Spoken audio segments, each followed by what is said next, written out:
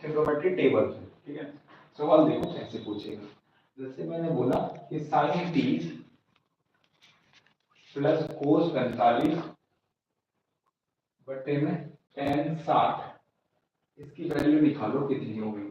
तो sin 30 की value कितनी है 1/2 प्लस cos 45 की वैल्यू कितनी है 1/√। तो देखो अगर टेबल से सवाल आता है तो वहां पर वैल्यू का काम होगा ही होगा, ये याद करनी ही पड़ेगी। tan 60 की वैल्यू कितनी है √3, बस सोल्व कर देंगे। एलसीएम लेंगे, ऊपर कितना आएगा 2√2, इसकी गुना इधर √2, इसकी गुना इधर 2 और बटे में √3। √3 के नीचे कुछ नहीं है तो 1 मान लो, इन दोनों की आपस में गुना हो जाएगी तो बन जाएगा 2 प्लस √2 बटे में 2√6, 2√6। बहुत बढ़िया, तो ये आ जाएगा हमारा क्या आंसर।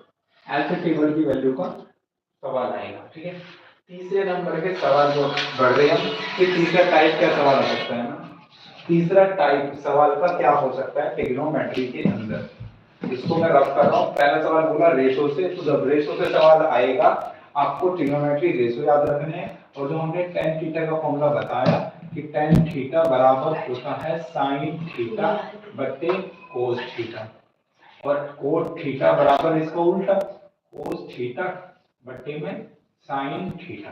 ठीक है, ये इंपॉर्टेंट फॉर्मूला है। ठीक है, बहुत बढ़िया, रफ कर देता हूँ, रफ कर देता हूँ। इसके बाद हमने बताया था क्या कि sin थीटा का जो फॉर्मूला होता है वो होता है परपेंडिकुलर अपॉन में, परपेंडिकुलर अपॉन में हाइपोटेन्यूज। cos थीटा का फॉर्मूला हमने पढ़ा था क्या होता है बेस अपॉन में हाइपोटेन्यूज। ठीक है, और tan थीटा का फॉर्मूला हमने पढ़ा था क्या परपेंडिकुलर अपॉन में बेस।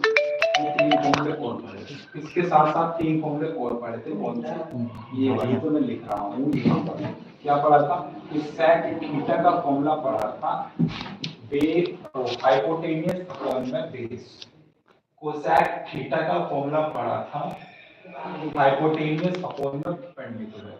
कोट थीटा का फॉर्मूला पढ़ा था बेस अपॉन में हाइपोटेन्यूज। ठीक है, बहुत बढ़िया, 4 प्रकार की हमने चीजें कर ली है। अब देखो तीसरे नंबर का सवाल क्या पूछ जाता है। पहला सवाल यहाँ से पूछा जाएगा, दूसरा सवाल यहाँ से पूछा जाएगा, और तीसरे नंबर का सवाल देखिए यहाँ से पूछा जाएगा। इनको बोलते हैं गोल्डन फॉर्मूले। कौन से फॉर्मूले ना, गोल्डन फॉर्मूले ना। गोल्डन फॉर्मूला क्यों कहते हैं, ये ना ऑलमोस्ट 80 to 90% ट्रिग्नोमेट्री सवाल में लग जाते हैं। ठीक है, तो पहला फॉर्मूला क्या कहता है, वो कहता है क्या कि sin square theta plus cos square theta equal to होगा 1।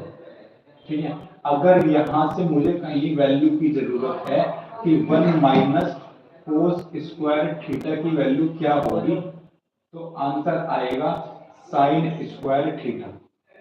वैल्यू की जरूरत है 1 माइनस sin स्क्वायर थीटा की वैल्यू कितनी होगी, तो आंसर आएगा cos स्क्वायर थीटा। ठीक है, दूसरा सवाल क्या बनेगा 1 plus tan square theta equal to होता है sec स्क्वायर थीटा। ठीक है, यहां से अगर tan स्क्वायर थीटा की वैल्यू निकालनी है तो फॉर्मूला बनेगा sec स्क्वायर थीटा माइनस के 1, और अगर 1 की वैल्यू निकालनी है तो फॉर्मूला बनेगा sec square theta minus tan square theta. तीसरा फॉर्मूला बचा वो भी इंपॉर्टेंट है, लिख लो फटाफट से। 1 प्लस कोट स्क्वायर थीटा बराबर होता है कोसेक स्क्वायर थीटा। यहां से अगर कोट स्क्वायर थीटा की वैल्यू निकालनी है तो आंसर आएगा कोसेक स्क्वायर थीटा माइनस का 1, और अगर 1 की वैल्यू निकालनी है तो फॉर्मूला बनेगा cosec square theta minus cot square theta.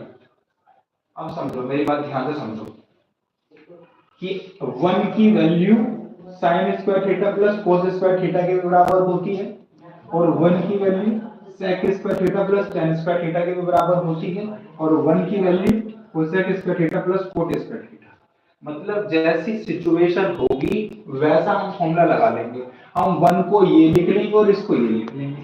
कहीं पे अगर हमें sec और tan की नीड है तो वहां पर 1 की जगह ये नहीं लिखेंगे, ये दोनों लिख लेंगे।